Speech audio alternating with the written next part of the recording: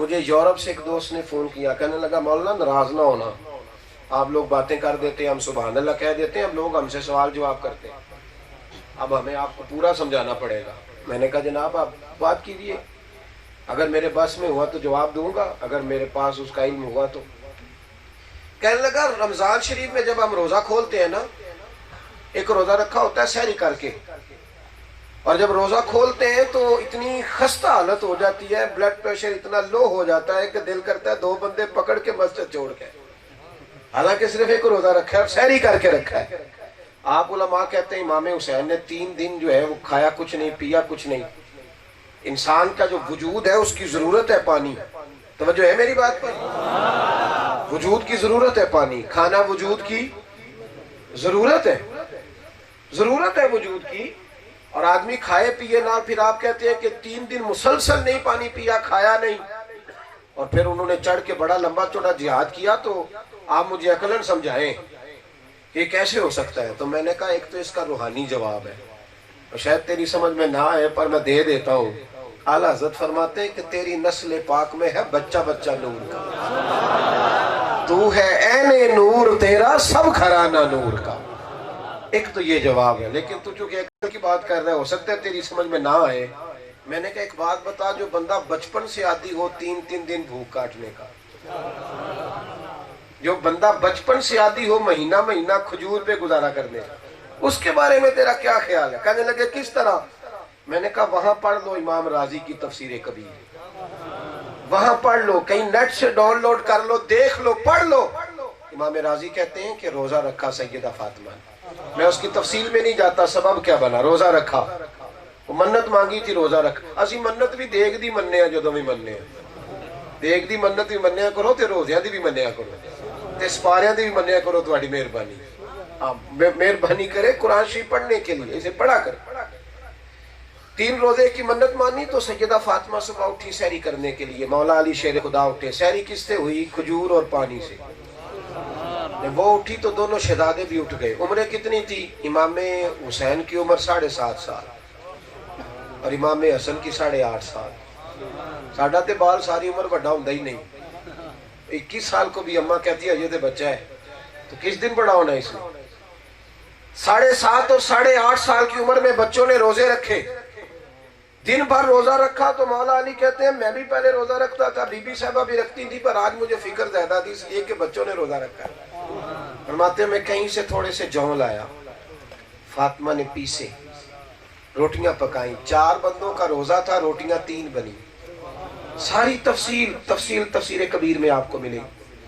فرماتے 3 روٹیاں بنی، تھوڑا سا سرکہ، تھوڑی سی کھجوریں، پانی کے چند پیالے، سامنے روزہ رکھا۔ آپ کو پتہ ہے جب عین افطار کا ٹائم ہوتا ہے تو آخری 10 منٹ گزرتے ہی نہیں، وہ ایسے لگتا ہے جیسے سوئی رک گئی ہے، وہ چلتی نہیں آگے، بڑا کڑا سا وقت محسوس ہوتا ہے۔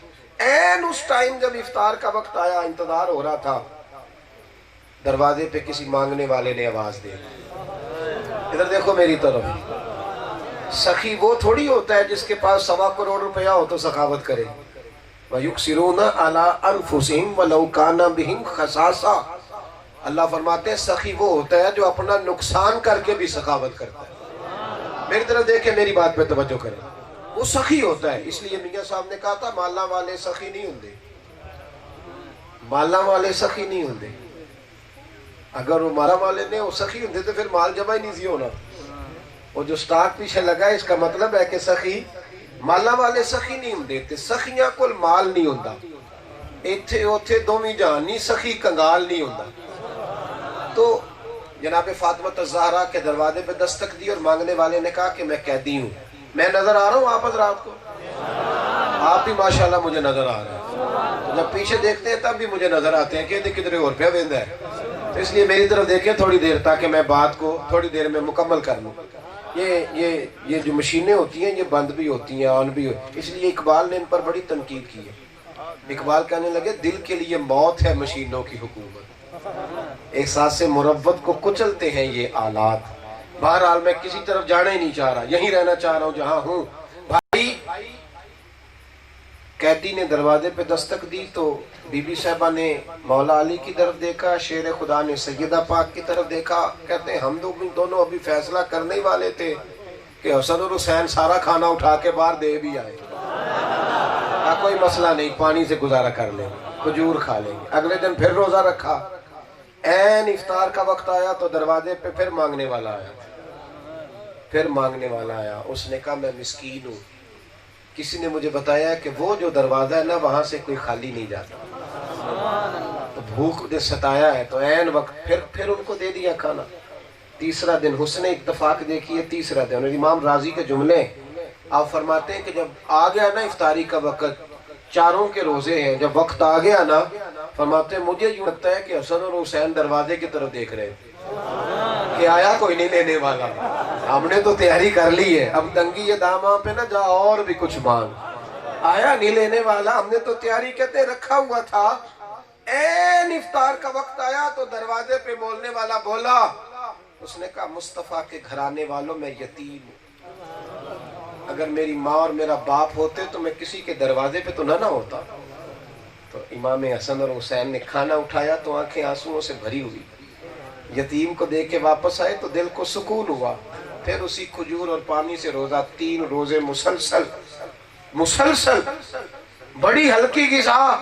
और जब वो खा के तीनों इफ्तार करके तीनों हजरत मौला अली, हसनैन, करीमैन तीनों मस्जिद में नमाज पढ़ने गए, कहते हैं पहला कदम ही रखा था, महबूब ने चेहरा देखा और गैब की कुंजियां रखने वाले महबूब फरमाने लगे, अली तेरा, फातिमा और हसन और हुसैन का 3 दिन का अमल खुदा को भी बड़ा पसंद आया है और मोहम्मद मुस्तफा को भी बड़ा